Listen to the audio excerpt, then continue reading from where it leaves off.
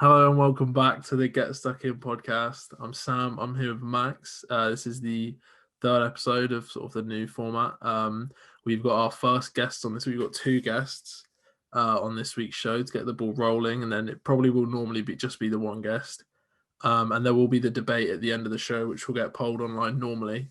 But given there's two guests this week, we didn't want to make it too long for everyone. So yeah, it's going to be a little bit of intro from me and Max, some chat about the week just gone, and then we'll cut to the interview, which we actually Max couldn't be available for that, so I've recorded that separately yesterday on Sunday, and then so today, Monday, the day this gets uploaded, me and Max doing a quick intro talking about the news, and there is quite a bit of news if we just jump right into it. Today, big news has dropped about midday. I think it was reports came out saying Lampard was going to get sacked as Chelsea manager, and then of course Roman Abramovich has confirmed it. What are your immediate thoughts on the news? I suppose I shouldn't be shocked because it's Chelsea, but I am. Just because it's Lampard, I didn't think they'd sack him so soon. I did think he was a goner, but I can see the logic behind it at the moment because obviously there was a slight break with the FA Cup, so, and then I think they've got three relatively easy fixtures coming up. Well, relatively easy anyway. But I feel a bit bad for him, to be honest. You see other managers in similar boats. We obviously talked about Ollie, Arteta. Both have gone through really, really rough patches, like multiple times now, especially Ollie. And both have turned a corner. They've proved that that a bad run does not mean you're a bad manager. And I don't think Lampard was truly given that chance, to be honest. And it proves once again that the Chelsea board and Chelsea ownership want instant results, instant success. We've seen it with Di Matteo. We've seen it with Ancelotti after winning the double. They sacked him in the after the game, didn't they? In the tunnel. It's just another example of it, and I did think Lampard will get a bit more time with his status around the club.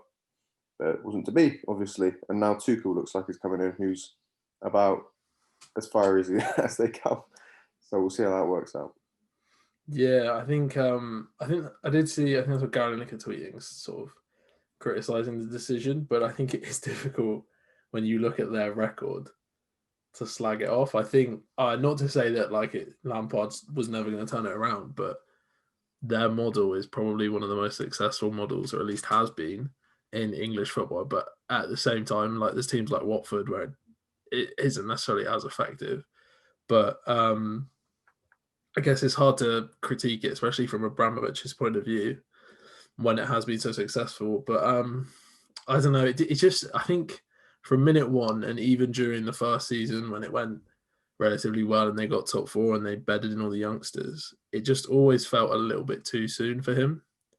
It just felt like he needed to maybe do what Gerrard's doing, getting experience at not obviously a sort of lower level club, but it's still a successful team as well, which would obviously just get him used to it if he ever did make that step up to Liverpool, hopefully.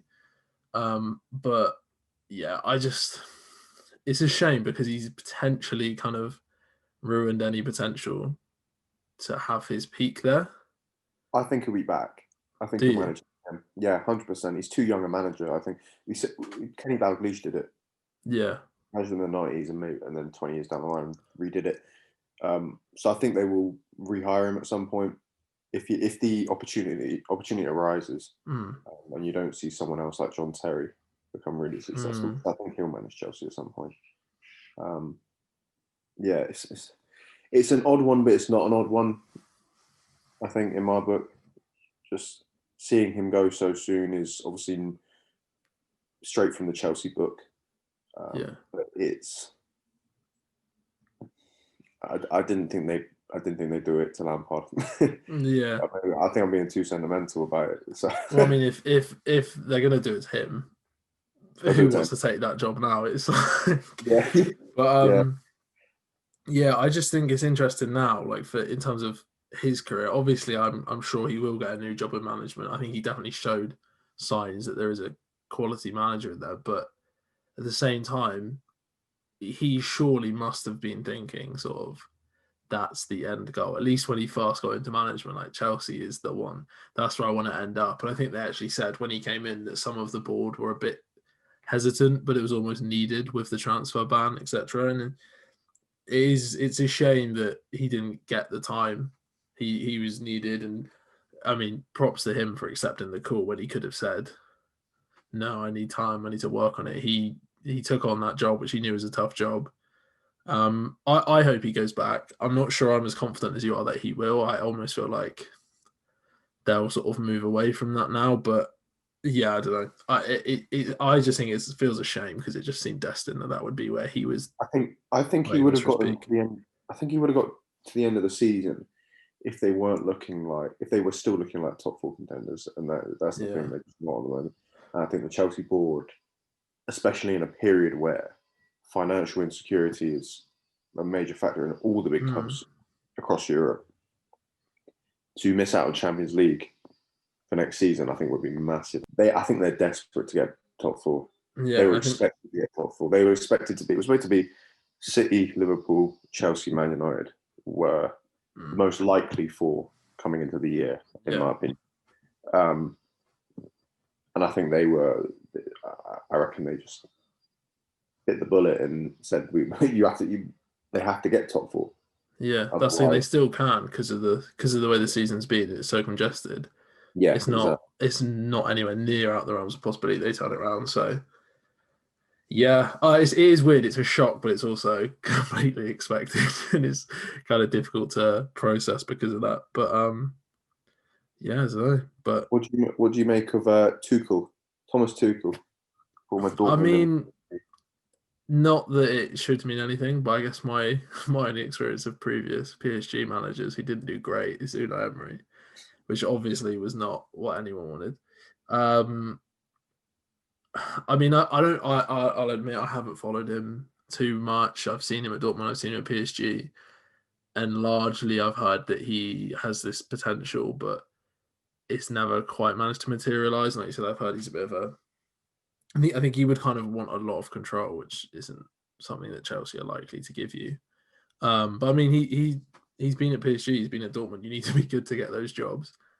And I mean, I guess the argument would be maybe he's the one to get the best out of Werner and Havertz, but that may just be a simplistic way of looking at it, thinking, oh, he's German, so it's going to work. I don't know. Yeah, if anyone could get them playing, whether it's Tuchel or not, if anyone could get those two playing, I remember over the lockdown period when the Bundesliga came back first. Obviously, we've seen Werner for a couple of years, but I watched a lot of the Leverkusen games, and Havertz was kind of playing as a number 9 in that time as well. And I know he probably is more of a 10. But I do think there is potentially the chance that he could get pushed up or maybe sort of a false 9. Um, but I guess that's the thing with the team. There's so much potential. There's quite a lot of flexibility as well with Ziyech, Pulisic. They've got a massive squad. Yeah, They've got a massive squad to use. And obviously that was part of Lampard's downfall, was the fact that so many new faces came in and they didn't really build on last year when they were relying on Mason Mount, Tammy Abraham, and they're still relying yeah, on them yeah, heavily, especially Mason Mount, who I think has been Chelsea's best player this season. Yeah, Tuchel's a bit of a. Obviously, has been a lot of talk about his how he would fit with the Chelsea ethos, mm, especially in terms of relationships with the board, with Abramovich, because obviously Tuchel has been reported to be a fiery figure. He fell out with Leonardo at PSG on numerous occasions. But honestly, I could see it going a little bit, if the characters are similar, a little bit like Conte's reign. I'm not yeah, saying he'd leave, but I think he'd do well for in a short period of 2 years, let's say, yeah, or 3 years, and I think it will fit the Chelsea model. yeah, And exactly. comes in does well for 2 years, third year doesn't quite work, and they move on. Yeah, I could see it going like that if it happens, which I imagine it yeah. will. I mean, yeah, it's exciting. I guess we're neutrals now to see if they can, because as much as everyone kind of revels in a player flopping or not living up to it when it's at a different club, it's going to be exciting now to see because everyone talks about Havertz. Well, I mean, Ziyech only joined this summer. had a really good start, looked impressive, and then even Pulisic is still never just like knuckled down in the team due to injury. So they're an exciting team if they can get it going. I think Mount as well. Obviously, he became a bit of a meme at one point as almost sort of Lampard's favourite, but this season especially, I mean, you could argue it last season, but this season especially, he's looked like their best player by some way. So I hope for his sake that whoever comes in does use him because he's clearly can be so effective. For me now, Mason Mount is. I don't think he'll be as good as Lampard, but I think he is the heir apparent to Lampard in terms of he will be captain. And he will be a leader within that team for the next decade. Yeah, definitely. So that's Lampard covered. I think Tuchel is pretty much nailed on. It hasn't been announced yet, but that'll be very interesting. I mean, this season's already crazy, so Tuchel in, it's going to be very exciting. So if we move on, obviously there was the FA Cup this week. But before we touch on that, huge result last week. This shocked me completely. My flatmate, who's a Liverpool fan, texted me an hour before kickoff talking about the lineups, and I literally said, "I didn't even know there's a game on tonight. Who are you playing?" And he said Burnley, and I was like, "Oh yeah, that'll be fine." I had work, so I had to go to bed early. So I go to bed. I wake up in the morning not even thinking about it, and I just see 1-0 Burnley. I mean, of all the ways that run could go, it's just the Premier League in a nutshell. Sean Dyche sitting in. See, this is the thing. I've seen. I think there's been 3 games, the last 3 games, or 3 or 4. I think Klopp's only lost like 3 or 4 games at Anfield since he's been there. Yeah, and I think I saw a picture of it yesterday. There was Palace in there, wasn't there? That was the last one. I think Allardyce, Pardew, and Dyche have all got one over Klopp. I think Paul Clement, when he was at Swansea for like a short period, did it as well. It's just kryptonite, isn't it? None of the top managers managed it, but these sort of 12th place sides rock up and just nick a result. And fair play to. I thought Burnley played well. I don't think they played badly at all. I thought Nick Pope again pulled off a couple blinding saves, and for me, he should be England's number 1. Yeah, but, I think a lot of people would lean that way now. But Pickford gonna get picked forever now. I think does play well for England. Pickford, I will give him that. Yeah. But yeah, not to go off on a tangent. I mean, to be honest, it wasn't again a bad performance from Liverpool, particularly. They couldn't find a breakthrough again. Couldn't put it in the back of the net, and then they just got punished. A late mistake from both Fabinho. More Fabinho, in my opinion, made the mistake. Yeah. Just judged the flight of the ball completely wrong, thinking that it would get to Alisson safely, but obviously that wasn't the case. And Alisson was forced into a late challenge. I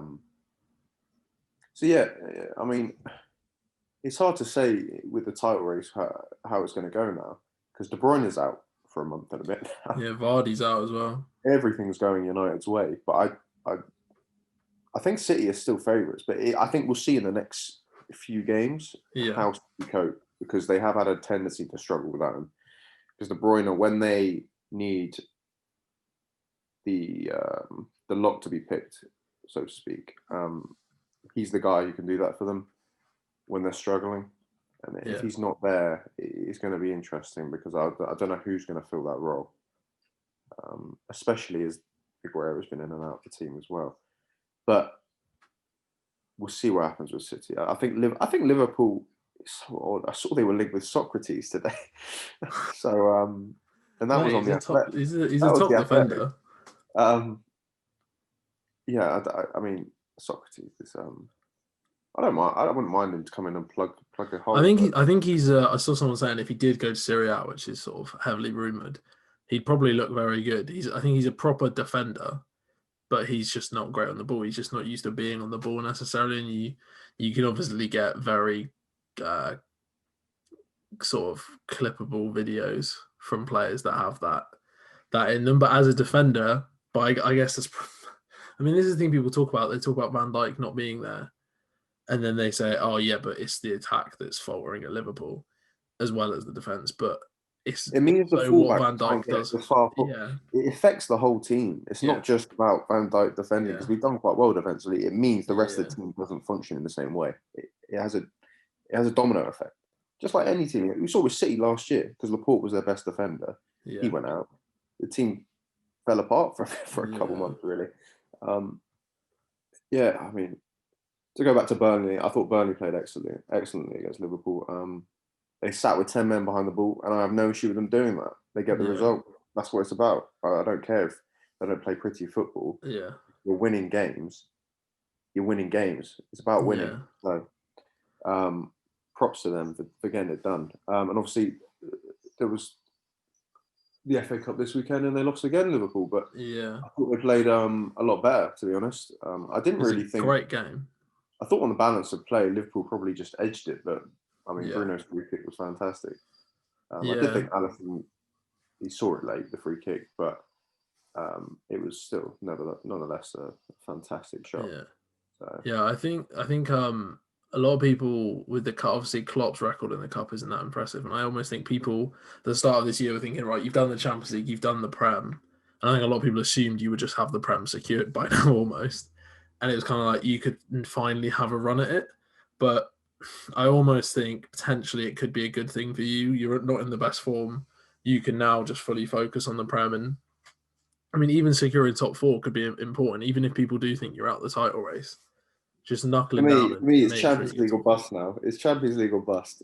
Yeah, I I mean, want that. but that could so easily happen. Even with this Yeah, dip of form, you're on your day, you can easily be the best team in Europe. So I yeah, don't think it would be. I don't think anyone would yeah. be shocked if you I'd did just it. like to remind people that the only reason Klopp's ever gone out, apart from the final against Sevilla 4 years Mm. ago, the only reason Klopp's ever gone out of European competition at Liverpool is through goalkeeper mistakes. Adrian last year and Karius. That is literally the Yeah, only time that is true. That is true. that he has lost Yeah, in the Champions League. Is not through tactical setup or anything to do with that. It's been individual errors from a goalkeeper.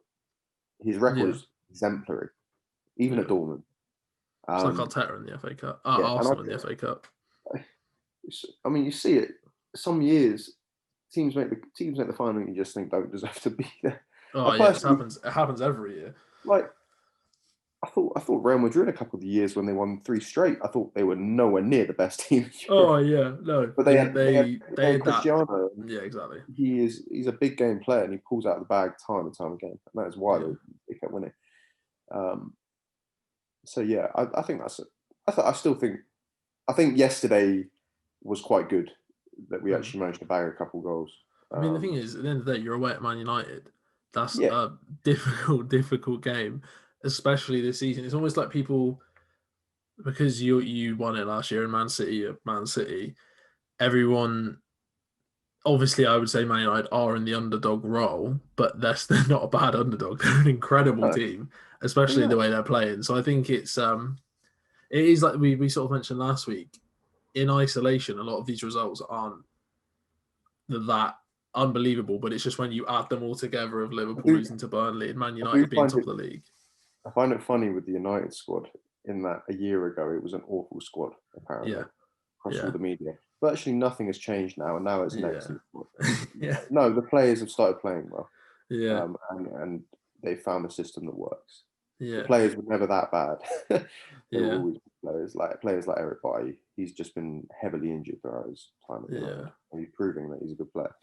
So I think that narrative was slightly misconstrued over a number of years. yeah. That's just the I think reactionary Scott. nature of I, it now, isn't I'd it? say I think Scott McTominay has been I fantastic mean, for even them. Fred. A lot of people are starting to say he's an underrated player. So it's just one of those things. I mean, if they lose the next three, Pogba's the worst player in England again. Yeah, yeah, It's just the way it works. But yeah, they're definitely a streaky team, and right now they're on probably the best streak they've been in the last few years. It's just a case of whether they can keep it going. I think finally now, as much as I try to convince myself they're not in it, I think they're definitely in it now. I would still put Man City ahead of them, just although De Bruyne is a big miss. Um, but yeah, if we sort of leave it there, so that's sort of the introduction done. Like I said, we've got the interview now with Alfie and Milo, a Liverpool fan and an Atletico Madrid fan. So a nice little a different viewpoint there because we do tend to talk a lot about the top six at the moment. But yeah, please do email in, DM us on Twitter if you'd like to come on the show. We want to get as many people as we can on just to get as many viewpoints. And we're going to be trying to contact people within the game, like we said, in the coming weeks to come on. Before we sort of wrap up, I would like to quickly go back to the Burnley game because my mate would kill me if I didn't mention this. Okay. Josh Brownhill came from Bristol City to Burnley. Yeah. My mate was devastated when he left. Yeah. And then he didn't really play at the start, but he's really grown into that team now, and he's basically a nailed-on starter now. And a lot of people now on Twitter are starting to notice him and give him credit. And I just wanted to say that my friend spotted him. He loves him. He's his boy. And I think a lot of people get that thing where they slag off Bristol City for letting him go. I just think they knew he was good. It's not like all the fans went, "Oh, get rid of him." Yeah, So props to Josh Brownhill this week. That's from me. What a support the guy that came from your local club is. Mate, I'm used to this now. I've got Ollie Watkins, Ethan Ampadu, Matt Grimes at Swansea. They're all extra boys. Mate. So yeah. So they're all in the Prem now. Yeah, mate, Exeter. Great. They got a really good academy, don't they? Ampadu, yeah. Hell of a player. But yeah, so we probably won't record a conclusion. So this is the last you'll hear from us in this section. We hope you enjoy the first guests on the show. And like we said, please contact us if you want to come on. And we will have a debate back next week. So look out for the poll on Twitter after the episode drops.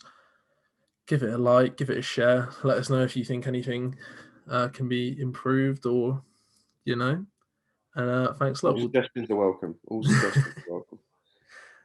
So we will talk to you next week. So yeah, welcome to the second section of the podcast. We've got two guests on this week. I'm joined by Alfie and Milo, the first guests on the show. You guys want to just quick introduction, just say who you support. So Alfie, do you want to go first? Yeah, of course. I kind of split myself between two clubs. Liverpool are the go-to, especially in the Premier League, but kind of a lifelong Aberdeen fan as well.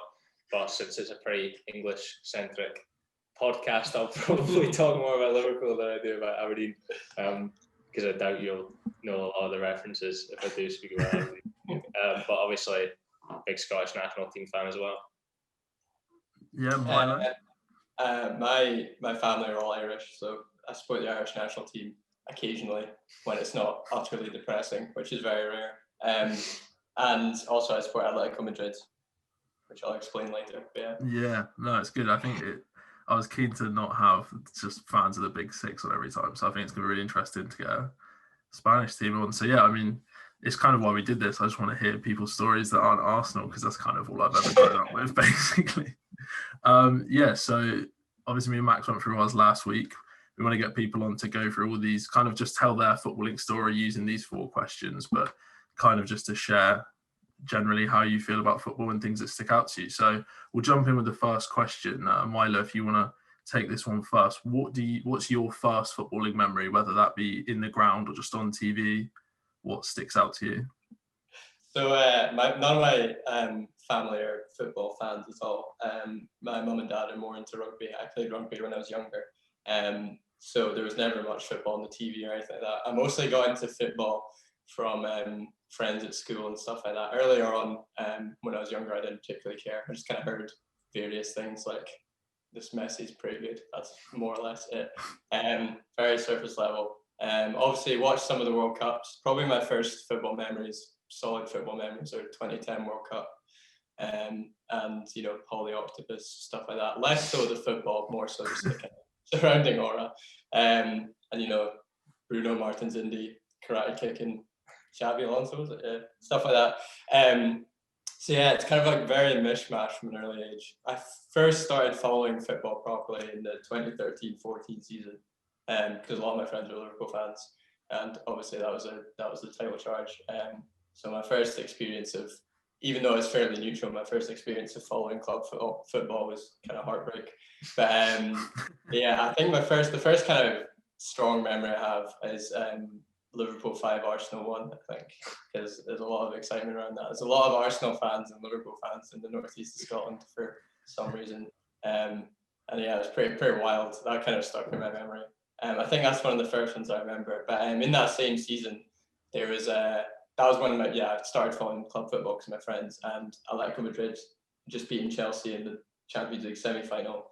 And obviously the finals aired on kind of terrestrial TV. So that was the first football game I think I watched start to finish, was the Atletico Madrid Champions League final, which of course was heartbreaking. Yeah. I mean, it wasn't that strong at that point, but I just really liked.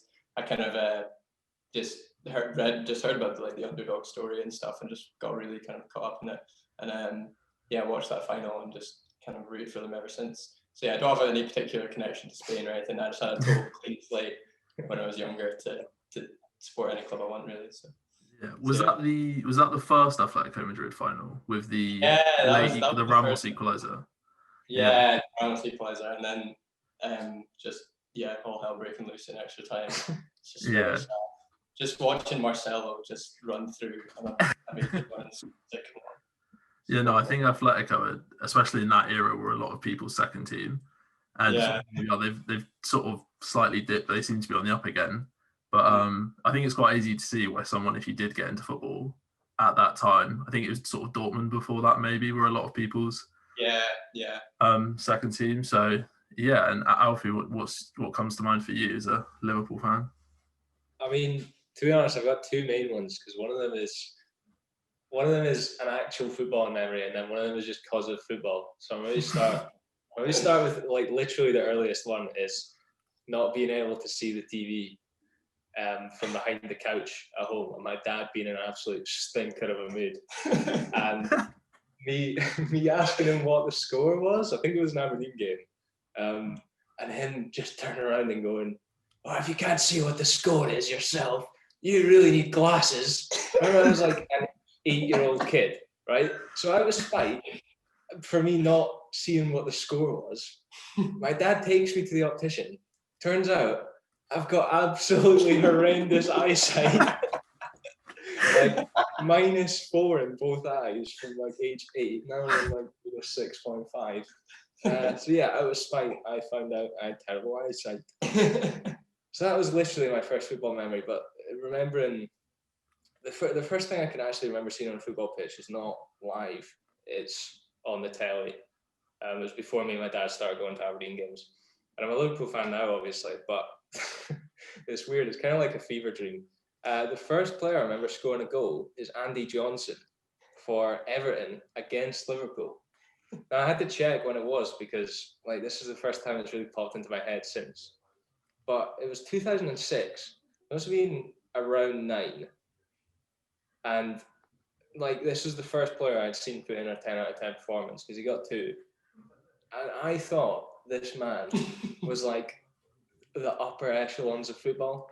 I think that he was an elite level player because he was playing so well. He's an okay goal scorer, but he's not really the sort of player that should be your first football memory.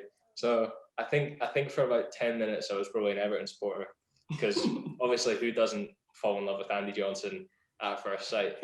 But then I saw the way forward. Switch my allegiances to Liverpool. Plastic fan. Plastic Andy Johnson. But like you say, with thinking he was at a different level than he was. I mean, there's so many players down the line. I think when we did the old podcast, we had basically a whole show about how much I loved Michu.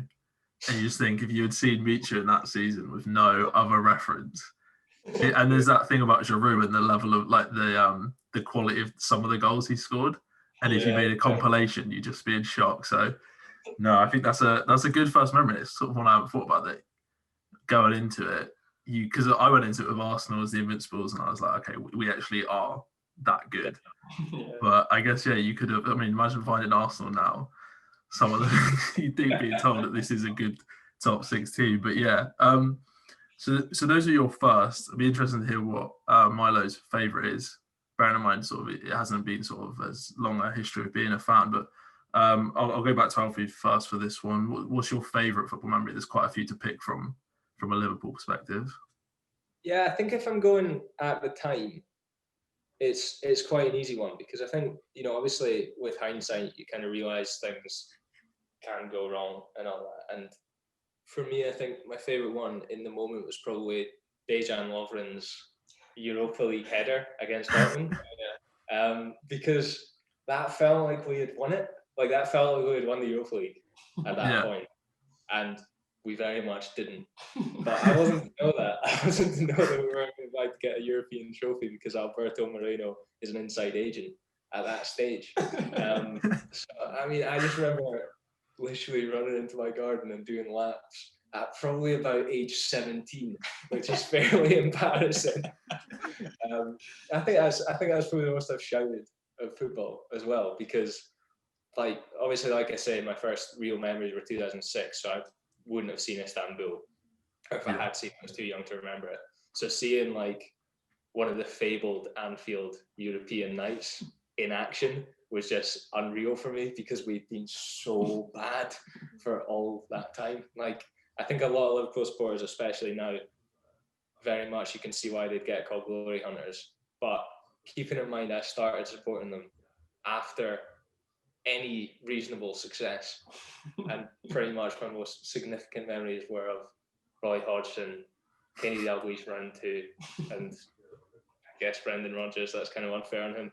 I think that really stands out, because it's got the kind of charm that the memories now don't have, because we're actually good. Whereas back then it was just kind of funny watching a pretty crap team pull off these comebacks. Yeah, no, and how obviously you sort of mentioned that was your favourite, particularly in the time. How do you think that result going into the 4-0? Obviously, that's sort of the big one. I think Max mentioned that. Do you think moments like that, and obviously prior to that, you had heard rumours of these Anfield nights going into Barcelona? Do you think you had any real hope, or did you sort of go off that memory, or did you just think it was too big? No, I almost didn't watch it. Me and my family at the time were both massive Liverpool supporters, and we're like, now it'd be quite funny if we just watch it and have a few drinks, because we will get pumped. But obviously it didn't really turn out that way. And I think that's why, for me, that one doesn't stand out as much as the Dortmund one, because even though it is just a completely better comeback, that one was just bizarre to me. Like that didn't, I couldn't really comprehend what was going on in that one. It didn't really seem real. Whereas the momentum that came with the two fluky goals from our centre backs in the Dortmund one is just unbeatable in my eyes. Yeah. And so Milo, moving on to you. Obviously, you mentioned the interest sort of Athletic. I've had a few peaks and troughs in the last few years. What would you cite as your favourite football memory? Yeah, since the 2014 season, I mean, I am fully a glory hunter. I take pride in that. But it when you actually think about it, since the 2014 season, it's just been sadness after sadness for like, to be honest. There's quite a lot of bad memories in there. For example, every time we face Cristiano Ronaldo in the Champions League. But there's actually quite a lot. I had to narrow it down. There's quite a lot that I can kind of think of, even though like I'm not super. I don't think I'm as passionate about football in the game as a lot of people who have a lot more reason to be would be. Obviously, I still kind of some memories that stood out.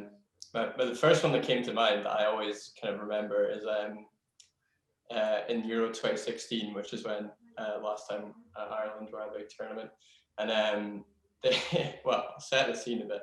There's probably no one remembers. It's the last group stage game, and Ireland are, I think, bottom of the group or third in the group. And for some reason that season there was like third in the group got through. I can't remember how it works. Yeah.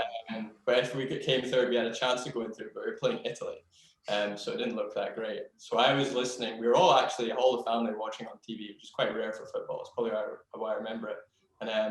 And we're watching it on the BBC, and I'm listening to it on the radio with Irish commentary, which is just 1,000 times better because they were so into it. And the radio commentary was like a minute ahead, or well, maybe not a minute. It would have only been a few seconds actually.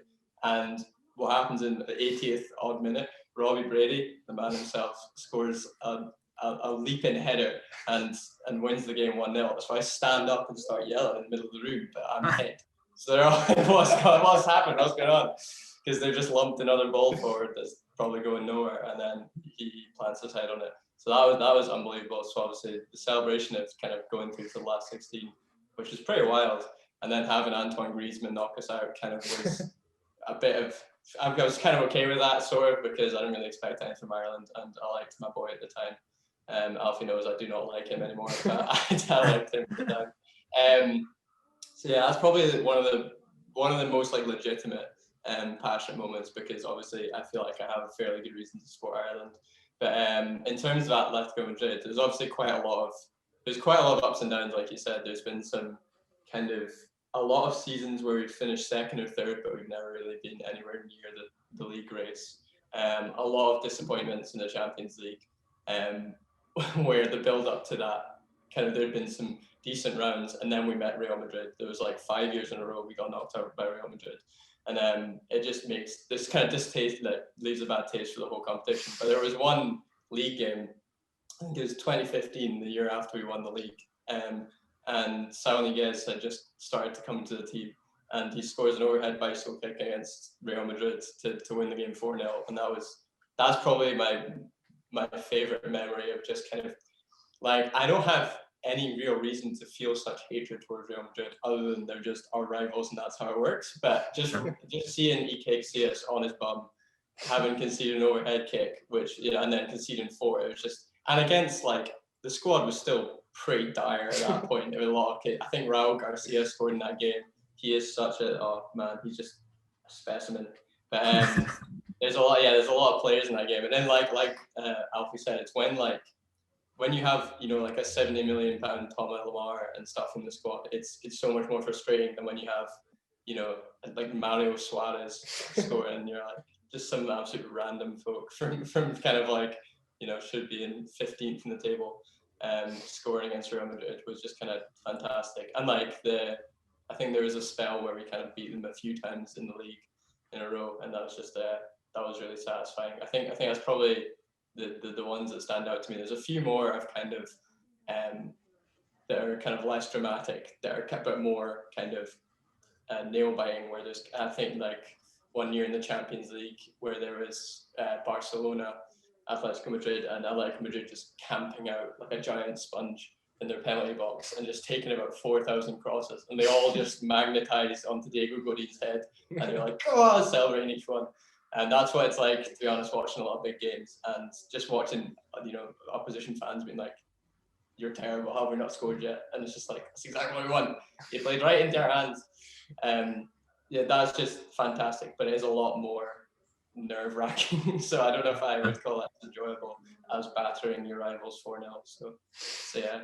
Yeah, I mean, you mentioned Saul. I remember, I don't know if you listened to the first one, but my favourite moment was the Messi goal against Neuer, where he takes it past Boateng. But I don't know how close it would have been to beating that, but the Saul goal, I think it's against Bayern as well. Yeah, that, in terms of just maybe the quality of the goal, Saul's one of my favourite players. I just think he's incredible. He does. Kind of reminds me of Ramsey a little bit in sort of the way he is. But yeah, that goal for me is up there as one of the best.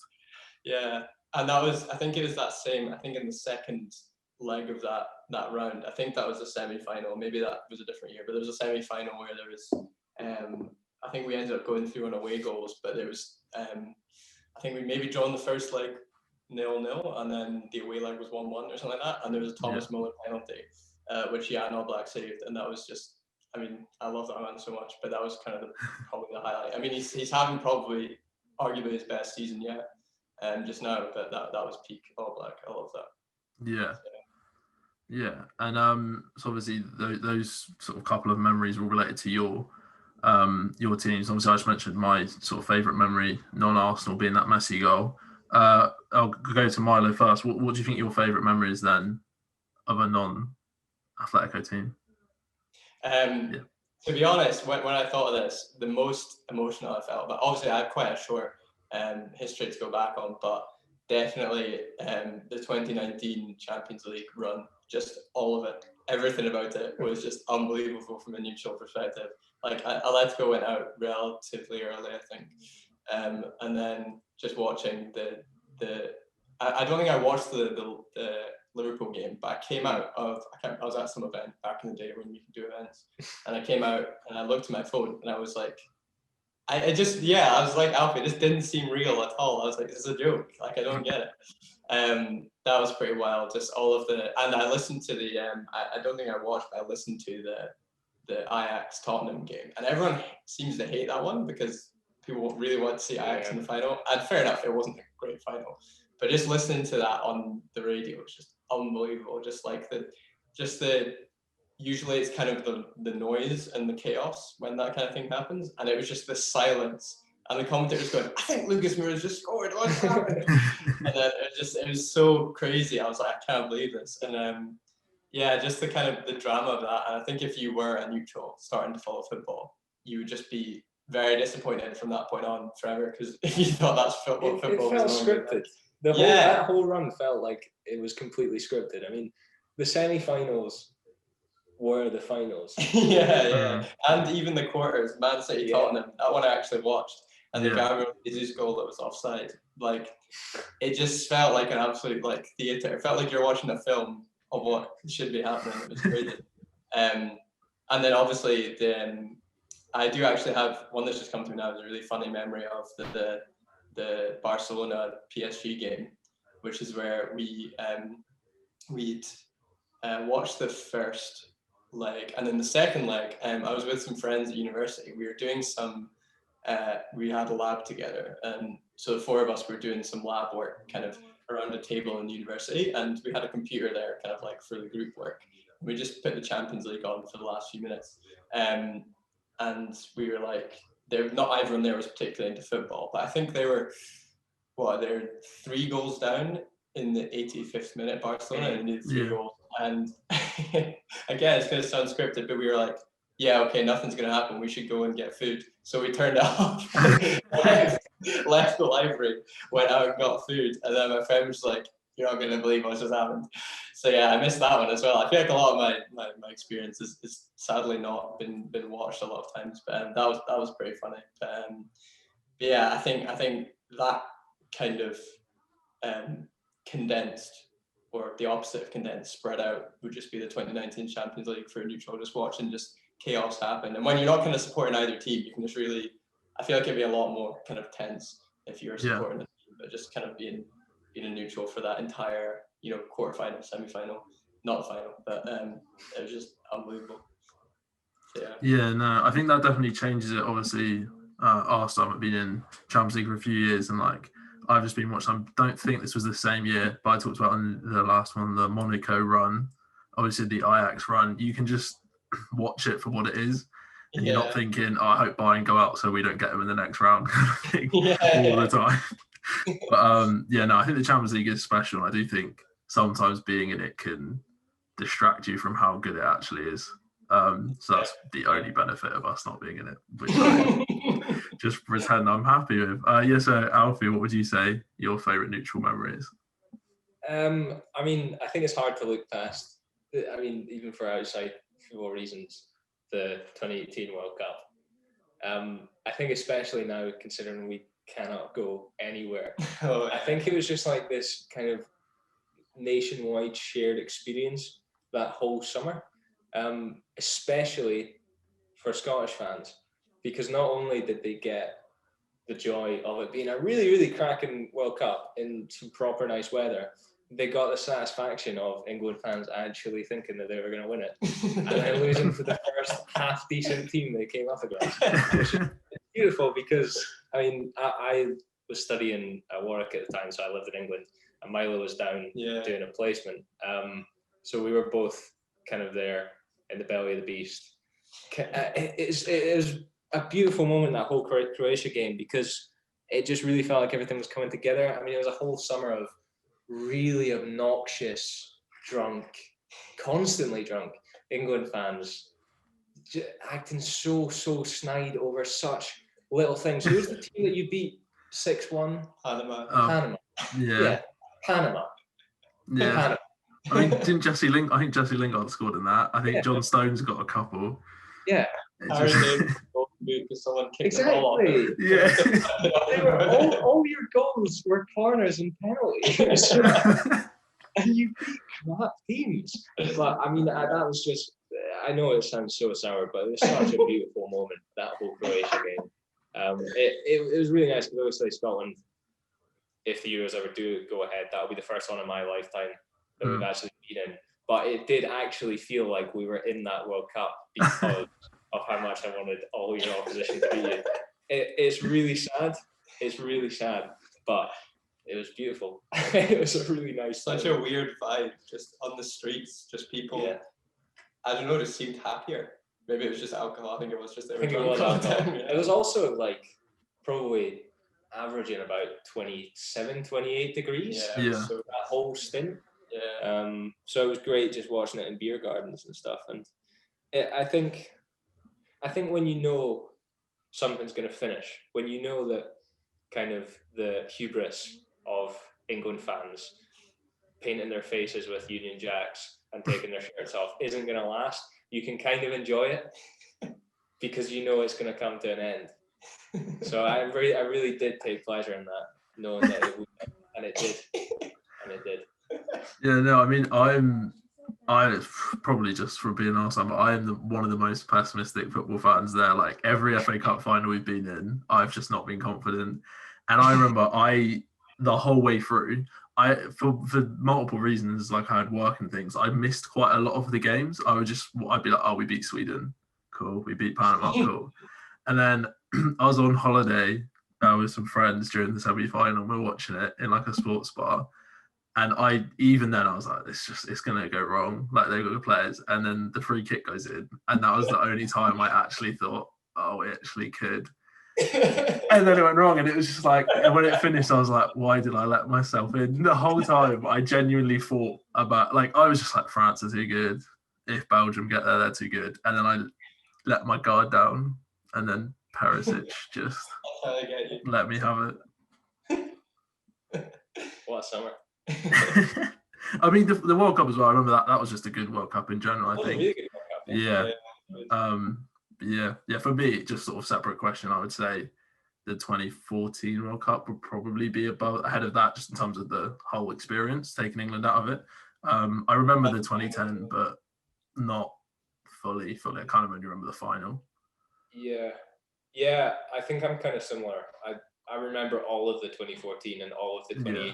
Kind of hard to compare. Also, I don't think the 2010 quality-wise was nearly as good. It was nice with like the Jabulani and stuff. Yeah. But it wasn't really the same quality-wise. I mean, the 2018 World Cup pretty much made Kylian Mbappe as well. Yeah. Off the back of that Champions League run. I don't think it's always so nice to kind of have a moment in time that you can be like, that's when someone properly stepped up and took it to the next level. I don't think you really... Oh, no, actually, maybe you do in the 2010. Was that when Ozil came through? Yeah, that was his sort of... I think he moved to Real Madrid after that. Right. And then obviously 2014 was James, but that was kind of his peak. Yeah. I think that's kind of interesting, as well, that I've been talking to a few people recently about Haaland, and there seems to be... Maybe it's just because he's at PSG, but people seem to be underrating Mbappe again and sort of... Yeah. Forgetting that he's won the World Cup, and he was key in it as well. He wasn't just there.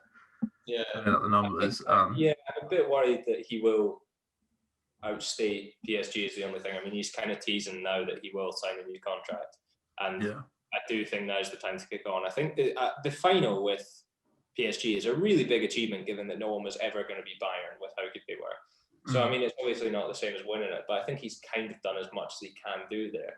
Yeah. And although Real Madrid don't have the money to buy him, and probably Liverpool don't have the money to buy him, I think if he can find a way out, he kind of needs to. Yeah.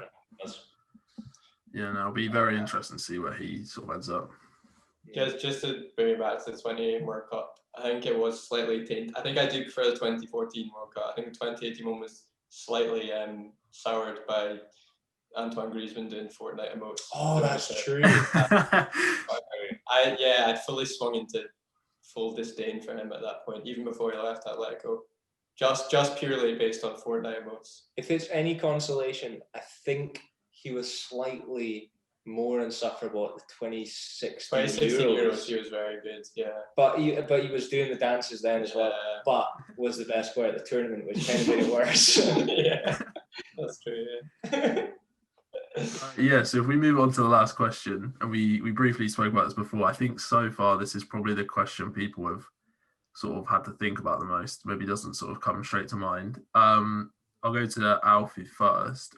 Who's the one player that you wish Liverpool had signed? And it could be anything. It could be realistic, unrealistic, whatever you want. I think I'm gonna shoot myself in the foot and be really honest here.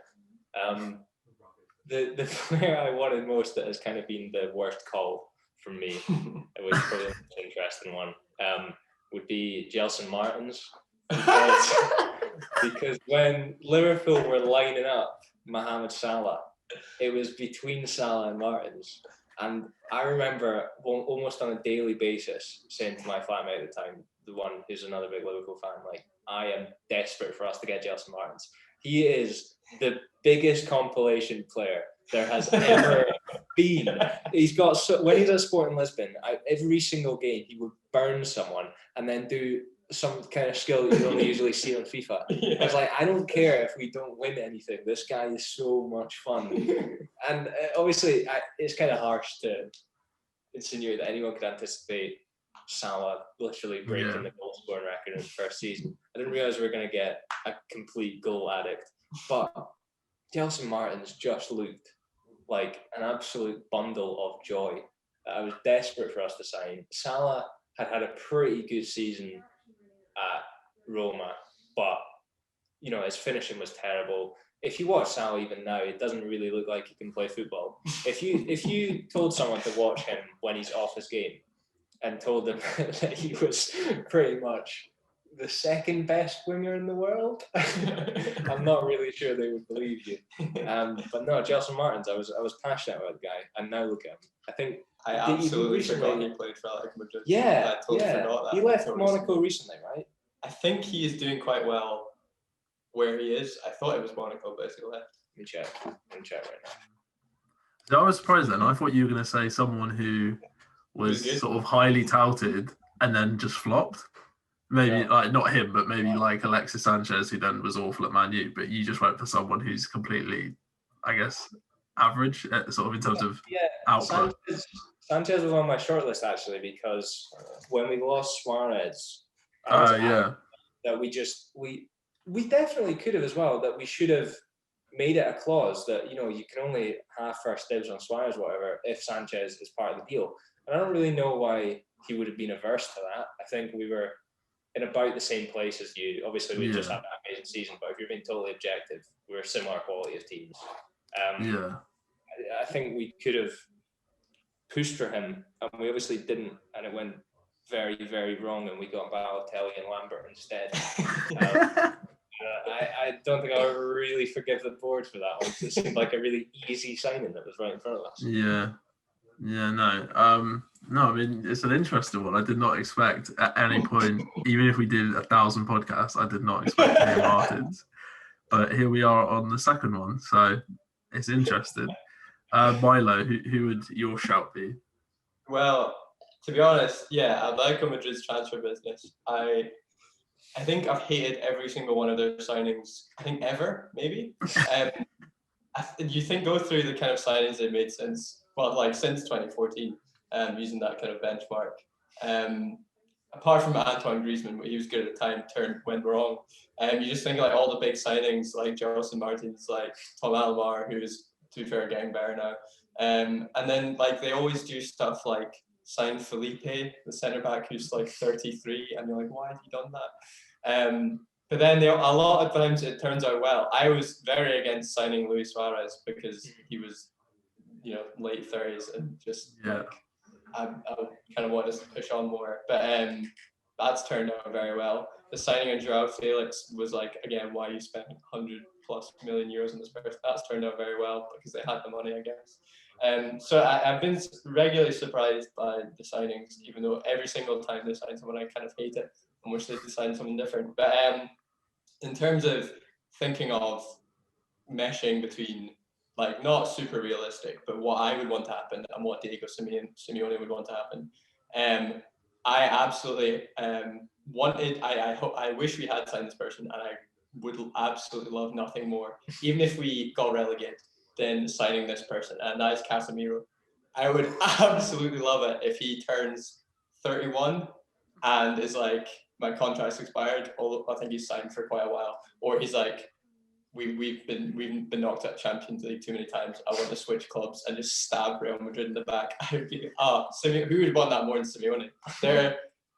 I want to say I haven't. It's not like I watched Diego Simeone play football, but they are pretty similar characters. Yeah. The memory I have of Casemiro is almost pure hatred, like I say, for Real Madrid, but especially Casemiro.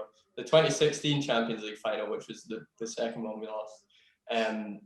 Diego Simeone said, someone asked him before the game, who do you think is the bigger threat, like Bale, Benzema, Ronaldo? And he said the most important player in the game would be Casemiro. And he was absolutely dead right, because what happened is Atletico Madrid set up and parked the bus before the game even started. They were like, right, you're going to stand on the edge of the box and not move and just wait for them to come to us. And then Real Madrid did the same thing. They're like, oh, go on then. You can have the ball, do with it. And I've never seen a grown man like Gabby standing on the halfway line with the ball like, what do I do? I've never been here before. I can't play a pass into the final third. I don't know what's going on. And then so they just kind of muck about. And Augusto Fernandez, who for some reason started, played in the midfield. And the pair of them just got absolutely bullied by Casemiro, just flying around, taking the ball off them. They fouled him about 1,000 times. He got away with some lovely fouls. Gabby didn't. It was just an absolute masterclass from him, and I just was just bubbling with hatred at his little face. And I would just love nothing more than to sign, like I say, like an older player, not an intelligent, signing for the future, just to stab someone in the back. Just take him off Real Madrid like we did with Marcus Llorente, and have Marcus Llorente up top, absolute legend, and Casemiro in the middle. I think, like I said, I'd be happy to be relegated as long as we just got a 0-0 draw against Real Madrid once. That would be unbelievable. Just watching him in an Atletico Madrid shirt would be my absolute dream. I think obviously I would like him to be an Atletico Madrid player. I don't think at the time I was like, we should sign this person, because I don't think I knew very much about him. I don't know if a lot of kind of fairly casual fans like me knew a lot about him when he signed. But yeah, he's when I look around at other players around the leagues, to be fair, we have a pretty good squad at the moment. Even though Suarez is getting pretty old, so I mean, another striker is probably the main thing we would want, and maybe cover for Kieran Trippier, because Versalico is kind of starting again, which is not necessarily what you want, because I think he has normal volume. But if you look at the rest of the team, like Renan Lodi is a good fullback. He doesn't get a game. There's a rotation of 4 centre backs who are just like always going in there, like Savic, Jimenez, Felipe. There's just loads of good centre backs. Midfield has got Koke and Sal for the foreseeable future. Marcus Llorente is just playing wherever he wants. Striker is probably the only place we would need to sign someone. But looking outside of need, looking around at any club around Europe, any player, I would love it if Casemiro played for us. Yeah. But I kind of feel like either he would really love that, or he would want nothing. Yeah. So yeah. If I was Simeone. Yeah. Just out of interest then, Alfie, do you have a signing purely on the basis of stabbing another team in the back? Someone that you just hate? Is there anyone you would want Liverpool to sign in that mould? I'm a big fan of Dominic Calvert-Lewin, but that's mostly just because he's incredibly handsome. I think actually that's probably the example, because that is one that is never going to happen. Not least because we're never going to play a real striker. But I mean, it would be an absolutely fantastic option to have. I just don't really understand, because all our game is built around crossing the ball to people who are about 5'9", and now all of a sudden we're surprised it doesn't work when anyone above that height is injured. So someone like Dominic Calvert-Lewin, I think, would really thrive. I mean, we see how well he does with literally just Luca Digne as the only creator. Sometimes James when he's fit. So having Trent and Robertson either side of him would be a pretty decent combination. So I guess if I was going to go for a serious one now, that would hurt Everton fans as much as it would delight me, Dominic Calvert-Lewin is going to gotta be up there. Yeah, no, I think that's a good shout, and like you say, he wouldn't just sort of be doing it just to stab in the back. I think that'd be a great signing as well. So I think that's all for that section. We will be doing the debate next week. with whoever guests we want, and hopefully maybe in a few or in a year or so, if we're still doing the podcast, you guys could come on and see if yours have changed. Who knows? Yeah, thank you very much. That was really good. Thanks for having us.